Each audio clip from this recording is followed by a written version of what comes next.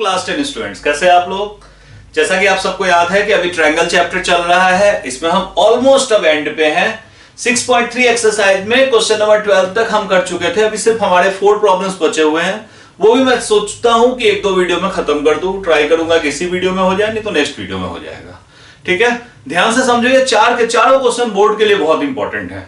सबसे पहले 13 सबसे इंपॉर्टेंट है। ज्योमेट्री में अगर डायग्राम गिवन नहीं है, बहुत सारे स्टूडेंट कहते हैं कि अगर डायग्राम गिवन नहीं होता तो बड़ा टफ होता है, और डायग्राम गिवन है तो हमारा काम आसान हो जाता है। ऐसा कुछ नहीं है, डायग्राम आप बड़े आराम से प्लॉट कर सकते हो। अब जैसे देखो, क्वेश्चन में कहते हैं D is a point on the side BC of triangle ABC। बिल्कुल क्लियर है। हम एक काम करते हैं, हम एक ट्रायंगल ABC प्लॉट करते हैं और एकदम क्लियर है कि D is the point on side BC। ठीक है, D जो है हमारा BC के ऊपर है। अब ये कैसे पॉइंट है, ध्यान दो। एंगल, अब ये गिवन क्या है, given angle ADC equals angle BAC। देखो एंगल ADC, चलो इनको मैच कर दो। ये एंगल और ये जो BAC है, ये एंगल, ये दोनों एंगल इक्वल है। देखो जब भी कोई ऐसा एंगल इक्वल है तो बिना पर्पस के तो होगा नहीं। अब ये जो प्रूव करना है, टू प्रूव, तो आप इस पे अभी ज्यादा कुछ मत सोचो, ये अपने आप आएगा। CA² is CB into CD। आपका काम ये है कि आपको जो भी कंडीशंस गिवन है उसको लेते हुए आगे बढ़ो। मतलब हम एक चीज तो और देख लें कि यहां पे जब ये एंगल और ये एंगल दिया हुआ है, इसका मतलब कहीं ना कहीं इन दोनों एंगल का यूज है। ये दोनों एंगल किसमें है, तो हम कहते हैं in triangle ADC and triangle BAC। मैंने ट्रायंगल ले लिया ADC एंड ट्रायंगल BAC, ये दो ट्रायंगल ले लिया। अब इस ट्रायंगल्स में देखो, angle ADC equals angle BAC। ये कहां से गिवन, ये तो हमें गिवन है। अगर ये गिवन है तो अब ये देखो, ये जो BAC है इसमें भी ये एंगल C है, और ADC है इसमें भी एंगल C है, तो इसका मतलब ये एंगल C तो कॉमन है। तो अब लिखो angle DCA equals angle BCA। क्यों? क्योंकि ये कॉमन है। इसका मतलब जब दो एंगल सेम हो गए तो हम कह सकते हैं कि so triangle ADC similar triangle BAC। किस रूल से? AA रूल से। ठीक है, AA रूल से ये हमारा दोनों सिमिलर हो गया। अब अगर ये सिमिलर हो गए तो इनके साइड्स का प्रोपोर्शन सेम होगा। अब ध्यान से देखो, हमारा जो ये ADC है और BAC सिमिलर हुआ है, तो एंगल A के अपोजिट साइड BC है और ये इक्वल था इस एंगल का, तो इसका अपोजिट है AC। तो अब आप करो, बड़े ट्रायंगल में BC और छोटे ट्रायंगल में AC इक्वल्स। अब देखो, बड़े ट्रायंगल में एंगल C का अपोजिट साइड कौन सा है, AB, और छोटे ट्रायंगल में C का अपोजिट साइड कौन सा है, AD।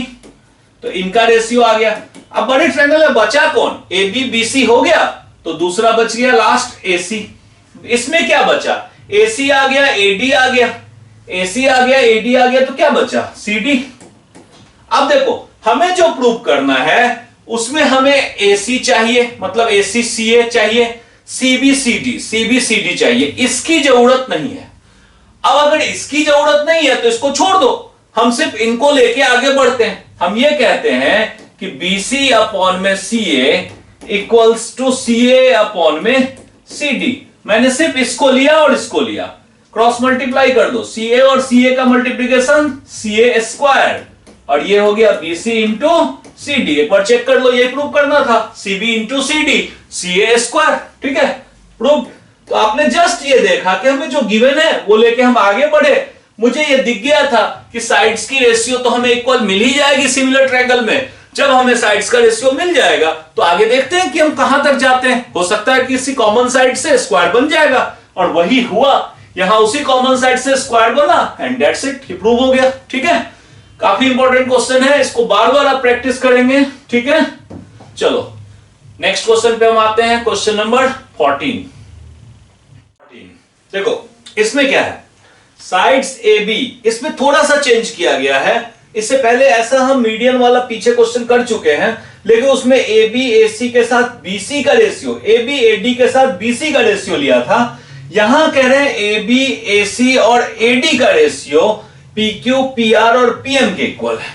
ठीक है, तो हम एक काम करते हैं ना, हमारा जो गिवन है वो लिख लेते हैं। हम इसमें थोड़ा सा स्पेस ले लेते हैं, मैक्सिमम स्पेस की हमें जरूरत होगी। तो क्वेश्चन की अब कोई खास जरूरत है नहीं, हमें बेसिकली ये फुल ट्रायंगल एबीसी और पी क्यू आर सिमिलर करना है। ठीक है, तो देखो इसमें क्या है गिवन। अब जो भी गिवन है हमारा ए बी अपॉन में P cube equals a C upon में पी आर, ए सी अपॉन में पी आर इक्वल्स, ये जो मीडियंस हैं ये हमारा रेशियो सेम है, ए डी अपॉन में पीएम, ये हमारा गिवन है। अब इसके बाद देखो एक कंस्ट्रक्शन यहां करना है हमें बेसिकली। देखो कंस्ट्रक्शन ये करना है कि एडी को आगे बढ़ाना है ई तक, produce AD up to E, so that, ये कब तक प्रोड्यूस करना है कि एडी और डीई इक्वल हो जाए, AD equals to DE. Same construction इसमें भी करना है, पीएम को आगे बढ़ाना है एन तक, तो फिर से produce PM up to N, so that, इस तरह से बढ़ाना है कि हमारा पीएम और एमएन इक्वल हो जाए, पीएम इक्वल्स टू एमएन हो जाए। ठीक है, अब इसके बाद देखो हम एक काम करते हैं, इसमें इस ट्रायंगल को और इस ट्रायंगल को लेते हैं, सिंपल। देखो इन triangle A D B and triangle E D C, ठीक है, ए डी बी एंड ई डी सी, इन दोनों में देखो सबसे पहले तो हम ये देख रहे हैं कि B D equals D C है। कहां से? B D equals D C, ये तो D is mid point of BC. Mid point जब मीडियन है तो डी मिड पॉइंट होगा ही होगा। इसके साथ साथ देखो कंस्ट्रक्शन से एडी इक्वल्स टू डीई है। कहां से? कंस्ट्रक्शन से। अब इसका क्या मतलब हुआ? कंस्ट्रक्शन से ये इक्वल हो गया। अब ये जो एंगल है हमारा ये इसके इक्वल है। कैसे? वर्टिकल एंगल, मतलब A D B equals angle E D C. कैसे? Vertical angle, vertical angle. अब इसका मतलब यह है कि इतना जब हम प्रूव कर चुके हैं तो अब हम यहां पे कह सकते हैं कि triangle A D B congruent triangle E D C किस रूल से? S A S rule. ठीक है, S A S congruency rule से दोनों कॉन्ग्रेंट हो गए। अब जब ये दोनों कॉन्ग्रेंट हो गए तो हमारा सबसे पहले क्या आ जाएगा कि ये जो EC है इक्वल्स AB हो जाएगा। ठीक है, सो EC इक्वल्स AB, इसको ले लो फर्स्ट इक्वेशन। कैसे आ रहा है? By CPCT, corresponding part of congruent triangles. Clear है? अब देखो, अब हम क्या करते हैं, सेम काम इस ट्रायंगल्स में करते हैं। इसमें हम ले लेते हैं कि in triangle PM cube and triangle, और यहां है NMR। अब देखो यहां भी QM equals to MR as PM is median. ठीक है, अगर PM हमारा मीडियन है तो QM और MR हमारा इक्वल होगा। अब इसके बाद हमने कंस्ट्रक्शन किया है PM इक्वल्स टू MN। कहां से? ये है हमारा कंस्ट्रक्शन से। अब ये जब हमारा दोनों इक्वल हो गया, अब एंगल की बात कर ले। ये एंगल और ये एंगल वर्टिकल एंगल है। Angle PM cube equals angle NMR। कैसे? ये है हमारा वर्टिकल एंगल। इसका क्या मतलब है कि अगेन ट्रायंगल PMQ कॉन्ग्रेंट हो जाएगा ट्रायंगल NMR, और अगर कॉन्ग्रेंट होगा तो ये साइड और ये साइड इक्वल हो जाएंगे।